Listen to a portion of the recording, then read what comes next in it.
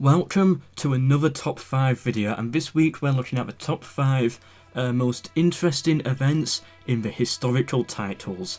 Now I say historical titles, most of these on my list will be from Rome Total War and Medieval 2 Total War. But there's another one from outside of that old classical Total War era, I guess you could call it. By events I just mean, well, events, do I have to explain it any further? Things that are scripted into the game, or things that you can trigger as a player.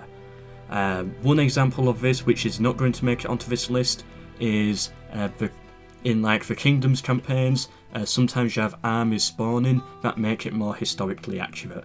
Now this would have come 6th place on my list, but because it's a top 5 video, of course, it's not going to come on the list, that's why I'm just using it as an example. So yeah, in the Crusade campaign you have armies spawn, and in the British campaign you have armies spawn as well, like William Wallace and Richard Lionheart in the Crusades one, stuff like that. As you can see on your screen here, I'm going to be bringing the community's opinions into this as well, like what people think on my Discord and on my YouTube. Eunice here in my Discord does agree that yeah, it's because of those. He does like that. He likes the historical accuracy they add. Raishar, whatever there, says something similar. He likes the 3rd and the 4th Crusade and how those spawn armies in and all of that stuff, those events. Although people do like them on my list, I'm just using that as an example. Now let's get onto the actual list. In 5th place, I've gone with the discovery of the Americas.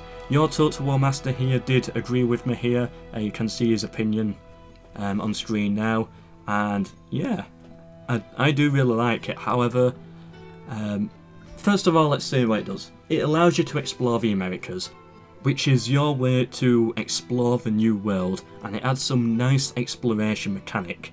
And it's very good. You get to then kill some Aztecs, which is quite fun, but it comes with some downsides. First of all, it takes a while to get to that stage. Then it takes a while to actually get troops over there if you don't know what you're doing. You might not even send troops over there. It might be like until your 3rd game, until you actually realise, oh wait, there is more land over there that I can send boats over to explore.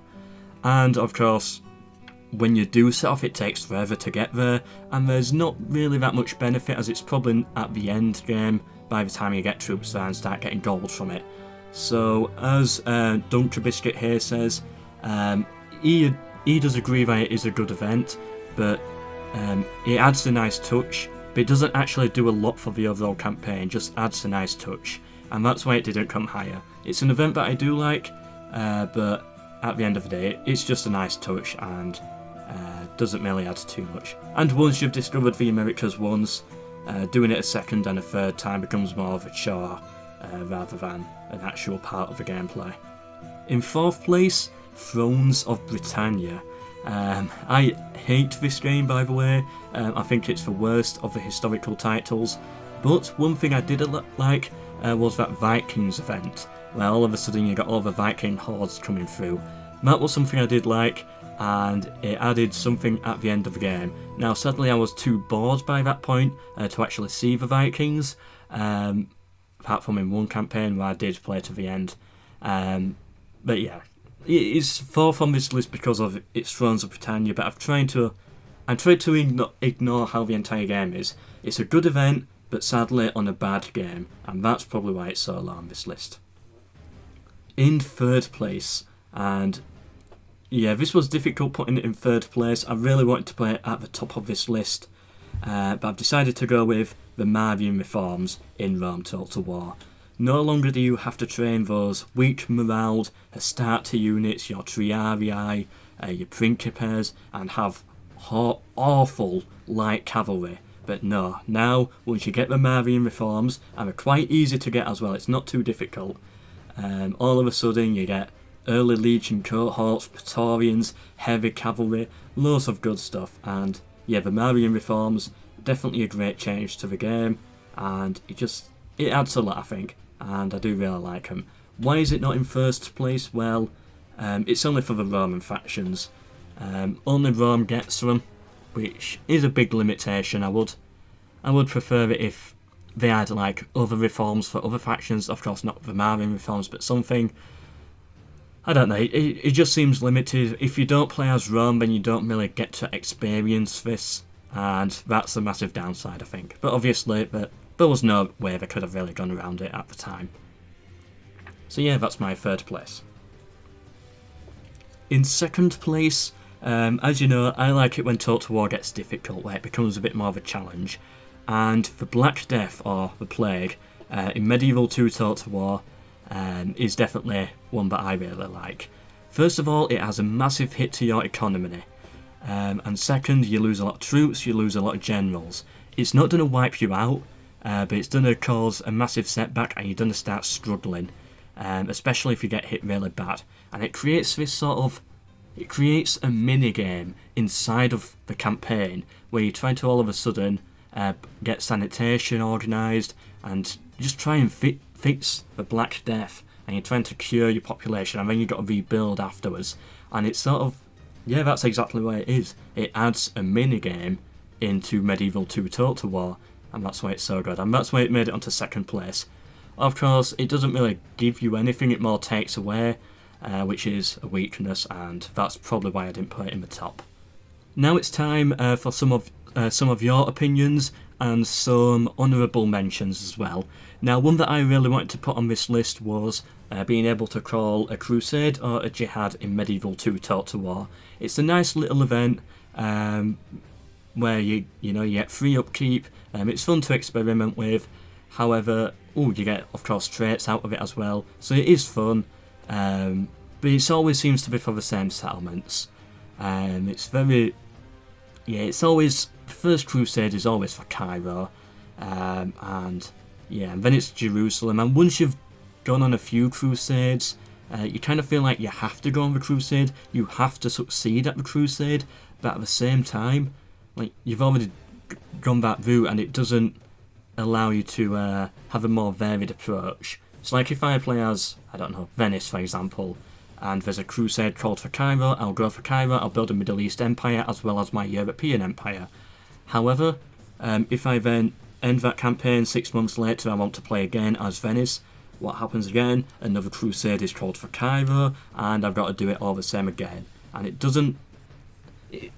This one it's a nice event, but it does take away from the replayability, because I feel like I've always got to go on these crusades, and yeah, it does get a bit annoying. But that's why it didn't make it on this list, but I do definitely like the mechanic, if it could get fixed a little bit more. Now, Catalyst here in Discord, he says Realm Divided in Shogun 2, I thought I'll put that on there because it's a different game that I haven't mentioned. I don't play much Shogun 2, but yeah, whatever, probably could be. I'm not much of a Shogun 2 fan, so I can't really say. And Conquering a Wonder in Rome 1 Total War. This was one that I didn't think about, but yeah, I agree that would be an event, and it's definitely satisfying. But overall, compared to some of these on this list, it's just not going to make it on there. And we finally get to a comment here on YouTube from General Cadmo, and one thing that he mentions is the invasion of the Persian Empire in the Wrath of Sparta DLC for Rome 2. He hasn't played it, but from what he hears, once you reach a certain amount of Imperium, the Persians spawn armies on the Greek coast to invade. That does sound like a good mechanic, definitely an interesting one, but of course, it just sounds too much like the Medieval 2 Kingdoms mechanics, like William Wallace spawning in and all of that stuff. It seems too similar to that, and that's why it didn't make it onto this list. But General Cadmo did have another opinion of something that could be on this list, and his opinion did make it to become first place. The arrival of the hordes in Medieval 2 Total War, the Mongols and the Timurids. Of course, once you get to turn 40, I think it is, the Mongols spawn, a new threat arises in the east. You don't know where they're going to spawn as well. It could be in Russia, it could be in the mountains of the Middle East. We don't know. And then it's the Timurids after that. And yeah, they come with these massive armies, different units, and it adds a different challenge to the campaign. Now, the problem is, for the good players, you know, they've already conquered the world at that point. Legend of Total War, he's already conquered the world. He's set up fortifications and he's just waiting for them to arrive at that point. And then you've got the bad players who just get absolutely steamrolled by them, which do cause some problems. It's not definitely a perfect event, but it's one that I really do enjoy, and it is fun to play. And, you know, fight against these arriving Mongols. I definitely do like that. So yeah, anyway, I hope you've enjoyed this top 5 video, but we've got one more opinion in here. And as always, the last comment is just one to make you laugh. Alexander dying. He doesn't, of course, like when you play the Alexander DLC for Rome Total War. Of course, if Alexander dies, you lose the campaign, start again, have fun, which can become incredibly annoying once you get a good way through it. And yeah, you might just have to load an auto save or a quick save or something. I don't know if this would count as an event, but I just found the comment funny. Actually, yeah, I would say it is an event. It's scripted into the game for Alexander's death to be a defeat. So yeah, I do like that. Anyway, hope you've enjoyed. Please comment your opinions down below. Of course, I don't care about your opinions. Only my opinion is the truth. And any disagreeing opinions, feel free to comment, but they'll get deleted. That's the type of dictatorship I run on this channel. Anyway, hope you've enjoyed. Hope to see you in the next video. Please do subscribe for more. And goodbye.